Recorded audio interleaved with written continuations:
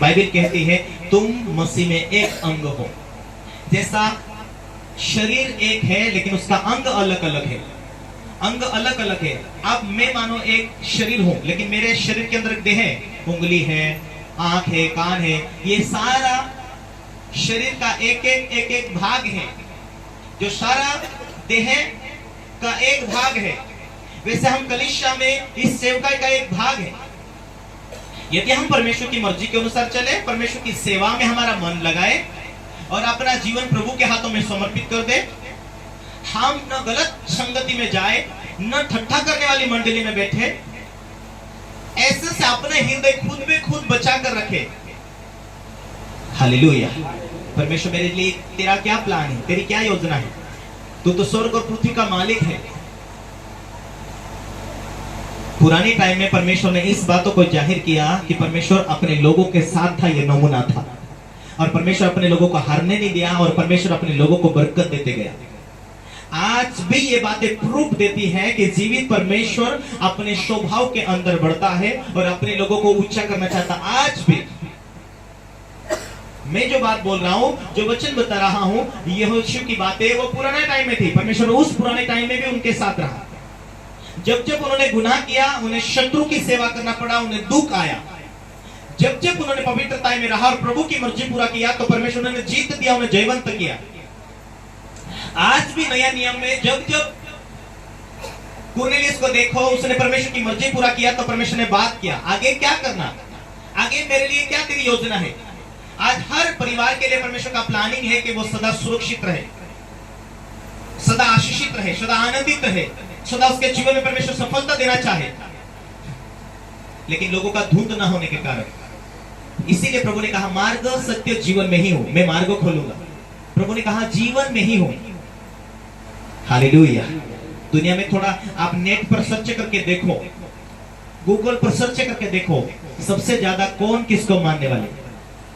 सबसे ज्यादा दुनिया में आबादी है तो यीशु मसीह को मानने वाले। क्यों? हालेलुया। क्योंकि उन्हें मालूम है कि जीवित परमेश्वर है। लोगों को मालूम है कि यह धरती छोड़ने के बाद हमें स्वर्ग जाना है। मालूम है कि लोगों के पापों को मिटाने के लिए प्रभु आया है। वो मारे गया था और मुर्दों में से जीवित हुआ, आज भी वो जिंदा है, इसीलिए तुम्हारी प्रार्थना सुनता है। प्रभु मैं पापी हूं, मुझ पर दया कर। तुरंत प्रभु दया करता है। प्रभु ये बीमारी मिटा देता है। आज यहाँ लोग एक भी ऐसा व्यक्ति नहीं बैठा कि मैं बिना कारण यहाँ पर आकर बैठा हूं। हर व्यक्ति के पास अपनी गवाही है कि मेरे जीवन में ये समस्या थी, इस कारण में प्रभु में आया। मेरे जीवन में ये बीमारी थी, इस कारण में प्रभु में आया। हर लोगों के पास अपनी अपनी गवाही है। किसी ने पिछले महीने दिया, किसी ने तीसरे महीने गवाही दिया, किसी ने 10वें महीने में दिया, किसी ने 2 साल पहले, किसी ने 10 साल पहले। हर किसी के जीवन में परमेश्वर ने जो काम किया उस कारण यहाँ पर मौजूद है कि आज हम जीवित परमेश्वर का वचन को सुन रहे हैं। बाइबल इसीलिए नीति वचन कहता तुम्हारा परमेश्वर तुम्हें फंसने नहीं देगा, परंतु उसको स्मरण करके चलना, उसको याद करके चलना, उसी की मर्जी पर जीना। जब जब हम स्वर्गीय पिता की इच्छा पर चलेंगे तो सब जीवन में परमेश्वर अनुग्रह करेगा। एक बार बाइबल पढ़े, मत्ती का किताब 12 अध्याय उसका 46 से। प्रभु यीशु को कहता है, हे प्रभु तू घर में सुसमाचार सुना रहा है, तेरी माता बाहर खड़ी है, तेरे भाई बाहर खड़े हैं। क्योंकि जो माता थी वो जन्म देने वाली माता थी, लेकिन यीशु जो था वो स्वर्गीय व्यक्ति था और माता के गर्भ में जन्म तो लिया लेकिन वो परमेश्वर का पुत्र था।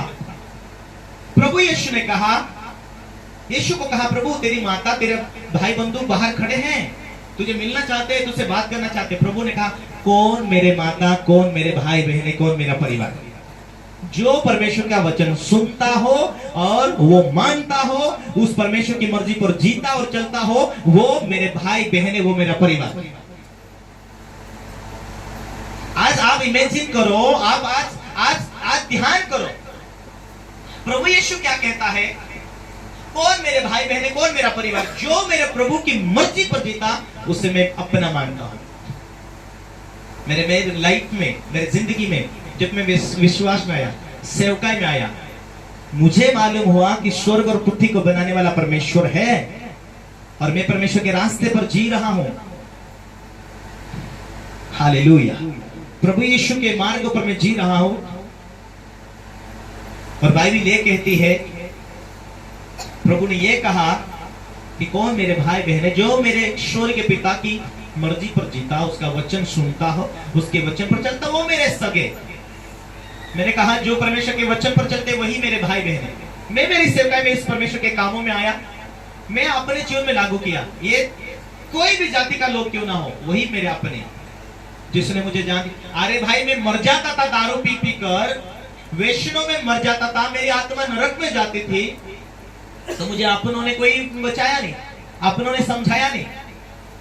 लेकिन प्रभु ने मुझे बचाया, प्रभु ने मुझे नई जिंदगी दिया, प्रभु ने मेरे जीवन में आशीर्वाद दिया। तो प्रभु ही मेरा सब कुछ, और जो प्रभु के लोग हैं वो मेरे लोग। मैंने अपने जीवन को समर्पित किया, मैंने प्रभु के हाथों में समर्पित किया। जो प्रभु तेरे लोग हैं वो मेरे लोग। Hallelujah, hallelujah. इसीलिए बाइबल कहती है, कुरिन्थी का पत्री, कुरिन्थी का किताब उसका 15:33 में, बुरी संगति अच्छे चरित्र को बिगाड़ देती है। कैसी संगति? बुरी संगति अच्छे चरित्र को बिगाड़ देती है। एक कांदा, सड़ा हुआ कांदा कांदे के गंज में चले जाता है तो वह सारे गंज को खराब कर लेता है, नहीं देखते तब तक। Hallelujah, hallelujah. इसीलिए हमारी संगति किन लोगों के साथ, हमारा धुंध कहां है, हमारा चरित्र क्या बोलता है आज। जैसी संगति होंगी वैसे तुम होगे। हालेलुया। जिनकी संगति, तुम अच्छे पास्टर के वहां के विश्वासी हो सकते, लेकिन तुम्हारे दोस्त खराब होंगे, तुम्हारे दोस्त मित्र दारकुटे होंगे, तुम्हारे दोस्त मित्र फालतू वीडियो देखने वाले, वैसे उनकी संगति करेंगे तो वैसे बन जाएंगे। आज बहुत सारे वॉलंटियर टीम, आज बहुत सारे लड़के लड़कियां आत्मिक जीवन जीते हैं, कई कई लोग, कुछ कुछ लोग,